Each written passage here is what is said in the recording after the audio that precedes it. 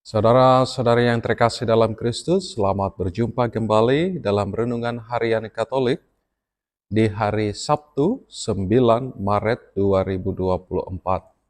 Pada hari ini kita akan bersama-sama mendengarkan dan merenungkan firman Tuhan dari Injil Lukas bab 18 ayat 9 sampai 14. Dalam nama Bapa dan Putra dan Roh Kudus. Amin. Tuhan bersamamu dan bersama rohmu. Inilah Injil Tuhan kita Yesus Kristus menurut Lukas. Dimuliakanlah Tuhan. Sekali peristiwa, Yesus menyatakan perumpamaan ini kepada beberapa orang yang menganggap dirinya benar dan memandang rendah semua orang lain. Ada dua orang pergi ke bait Allah untuk berdoa. Yang satu adalah orang Farisi dan yang lain pemungut cukai. Orang Farisi itu berdiri dan berdoa dalam hatinya begini, "Ya Allah, aku mengucap syukur kepadamu, karena aku tidak sama seperti semua orang lain. Aku bukan perampok, bukan orang zalim, bukan pezina, dan bukan juga seperti pemungut cukai ini.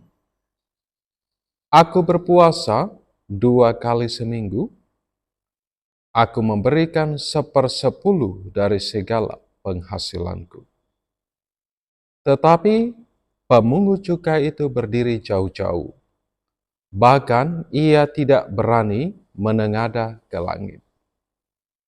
Melainkan ia memukul diri dan berkata, "Ya Allah, kasihanilah aku, orang berdosa ini." Aku berkata kepadamu, orang ini pulang ke rumahnya sebagai orang yang dibenarkan Allah. Sedangkan orang lain itu tidak. Sebab barang siapa meninggikan diri akan direndahkan, dan barang siapa merendahkan diri akan ditinggikan. Demikianlah Injil Tuhan. Terpujilah Kristus. Saudara-saudari yang terkasih dalam Kristus, kesombongan rohani bisa terjadi pada siapa saja, kapan saja, dan di mana saja.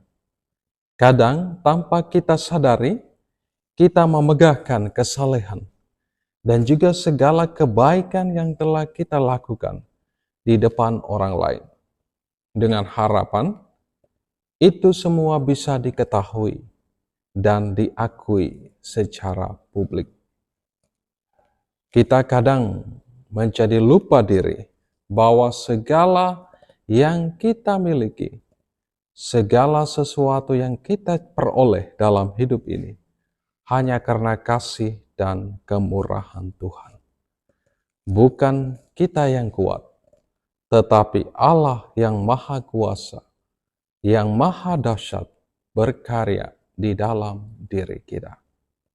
Karenanya menjadi penting bagi kita untuk menjaga diri, menjaga hati, supaya tidak jatuh dalam kesombongan.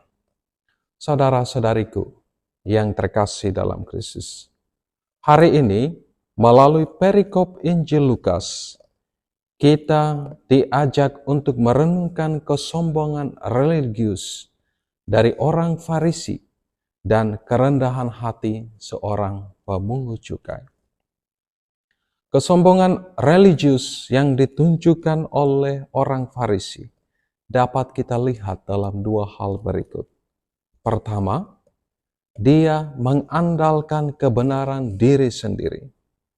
Dari doa yang dia panjatkan, terlihat bahwa dia bukan sekedar meyakini kebenarannya sendiri, melainkan memegahkan kebenaran itu di hadapan Allah dan orang lain. Dia memulai dengan ungkapan syukur kepada Allah, tetapi selebihnya tentang dirinya sendiri. Doa telah dijadikan ajang pamer diri. Ungkapan syukur kepada Allah dimanipulasi untuk menunjukkan kelebihan diri sendiri. Kita bisa lihat dari doa orang Farisi. Aku mengucap syukur kepadamu, karena aku tidak sama seperti semua orang lain.